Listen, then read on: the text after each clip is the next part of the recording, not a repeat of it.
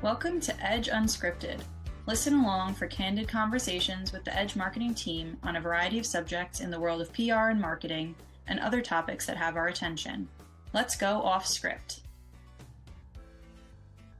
Hi, everyone. Welcome back to another episode of Edge Unscripted. I'm Mary, and today I am joined by Cindy from our team here at Edge. Welcome, Cindy. Hi, Mary. Thanks for having me. Yeah, of course. So Cindy joins me today because we both had the opportunity to travel to San Francisco a couple weeks ago to attend the 2025 Inbound Conference hosted by HubSpot. We've been meaning to sit down and process everything we've learned and discuss it, but we've been so busy over here at Edge, which is good. But now we're starting to implement some of these strategies for our clients. So we thought it would be a good time to pause, reflect, and have a discussion about what we have found is useful and meaningful from the conference that we attended. Yeah, right. So we don't use HubSpot for every client, but it's a major tool in marketing, and Inbound is one of those rare conferences where you get the pulse on industry-wide changes like AI, automation, content, and where marketing is really headed. So, Mary, today let's talk about what's genuinely new, what feels practical, and what we think has some lasting impact. Sure. So we can start with our purpose for going. Honestly, in this business, if you are not keeping up with AI, automation, and content and everything that's evolving right now, you're kind of doing your clients a disservice. So our clients count on us to bring insight, not just execution. And seeing as a few of our clients use HubSpot, we thought it would be great to attend, seeing as it's growing and expanding its services in this AI era. Yeah. So we just thought it would be good to be in the know for our clients. Yeah, exactly. Inbound wasn't just about like all new features of HubSpot. It felt to me more about like broader context. It was clear that everyone from product managers to practitioners believe that answer engine optimization and AI just aren't buzzwords. They're kind of changing how companies plan, create, and measure campaigns right now. And the conference was packed itself, so there were Yeah. so many sessions. It really just wasn't possible to catch everything. So you and I tried to split up to get to Hmm. where we could and try to get the most out of the conference. Some of the sessions were deep dives into the new features, and others were more focused on more like bigger strategic shifts, which I really appreciated. I like that balance. Yeah, I agree. And one thing that I did notice is that the sessions on the industry direction were equally as popular as the tool focused ones. So everyone is kind of curious about where's this ship headed? What is next for the industry and where are we heading?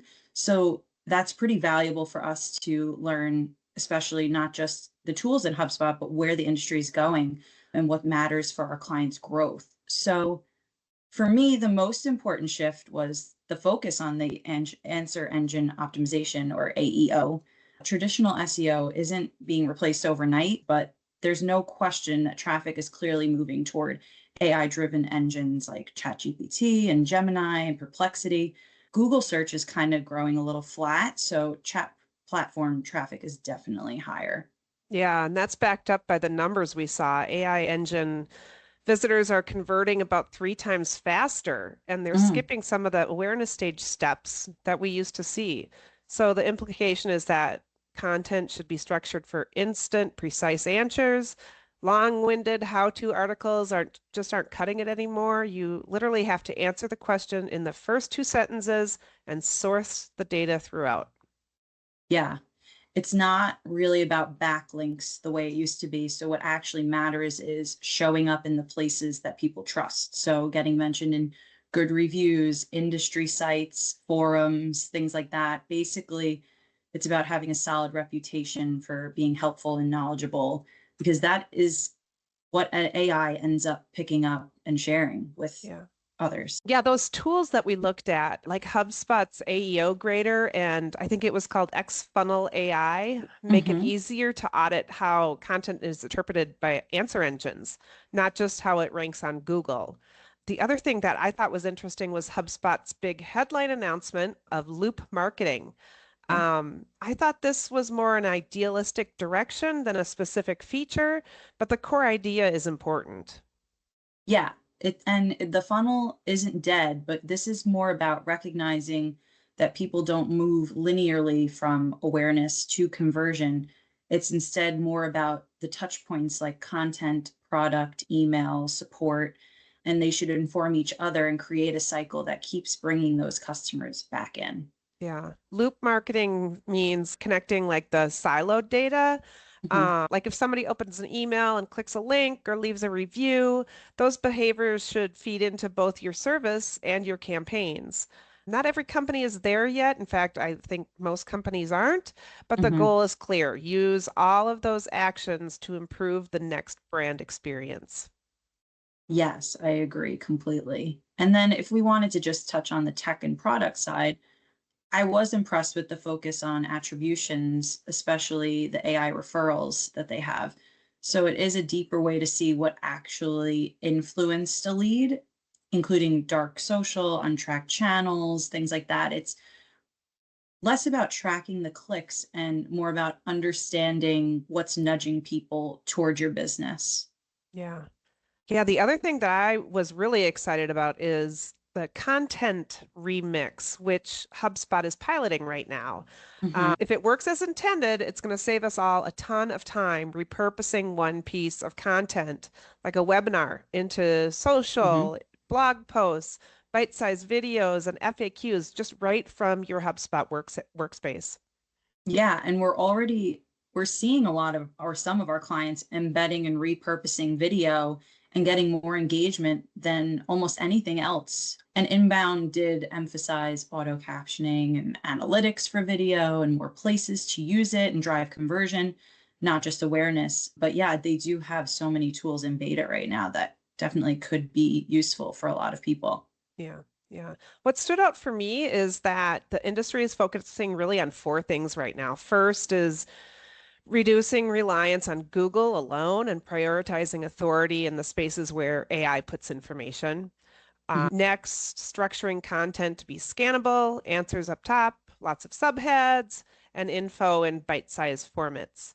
Third is monitoring where your brand is being referenced, not just linked. And then finally, making cross-channel content and video less labor-intensive and expensive. Yeah. I mean, one thing we've already started to implement is re-auditing our content for AI readiness. So, are the answers at the top? Is there a clear why us for someone who skips to the end of what you're reading? Yeah. Is each section strong enough to stand alone if AI or a person just grabs a snippet? Those are the key things we're trying to modify for. Yeah, and also who's talking about us and where? Like Mhm. forums, review sites, even LinkedIn or less obvious mentions. That's all part of the reputation that answer engines are looking for right now. Mhm. And then on the practical side, there's evidence right now that consumer email is now eclipsing work email for campaign targeting. Mm. So, big takeaway is don't ignore those folks who fill out your forms and leave a Gmail address. Mhm. And then the other thing too, I thought was interesting was shorter headlines or subject lines and little to no preview text and emails seem to be pulling best for email opens right now.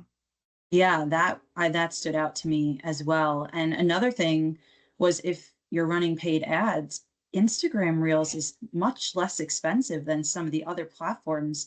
Like a CPM is about half or a third of LinkedIn. So Yeah. that was interesting to me as well. But email is definitely still converting the best, but some of the usual practices have shifted, like you said. So now it's first person CTAs, call to actions, leaner subject lines, like you said, and Yeah. less focus on adding the first name up front, which is Yeah. interesting too. Yeah, yep. And then I had a few organic LinkedIn takeaways too, like focusing on engagement loops, including comments, shares, and then holding back links until after a post has had time to build initial traction. So I guess, when I scale back and I look at what we're taking away from the conference and doing for our clients at Edge right now is that Mhm. we're making AEO a priority during website content and strategy discussions. We're emphasizing the importance of tracking brand citations and mentions, and then testing out content remix tools to see if we can scale some personalized omni-channel campaigns more efficiently. Yeah. And the biggest takeaway, I think, is just don't chase every trend, but do pay attention to how consumer behaviors are changing. So Yeah. focus on your reputation, make every answer count, and on tracking what matters most to your company. Hopefully, this gives a sense of where things are going and why it pays to step back and take a scan at the landscape now and then, not just what's trending. Yeah. Yeah. No one needs to overhaul their whole playbook overnight, but now might be a good time to audit. Are you Hmm. cited in the right places? Is your content optimized for AI? And are your metrics still relevant for the way customers will be finding you in the next year? Yeah. And as always, if any of our listeners do want to go deeper, or want to walk through some of these ideas, just reach out. This has been great, Cindy. Thanks for Yep. joining us for your first episode. Thanks for having me. It's been fun. All righty. And thank you to the listeners for joining us for this episode, and we'll see you next time. This has been Edge Unscripted. We appreciate you joining us and hope you enjoyed the conversation. Connect with us by leaving a comment and don't forget to subscribe. See you next time.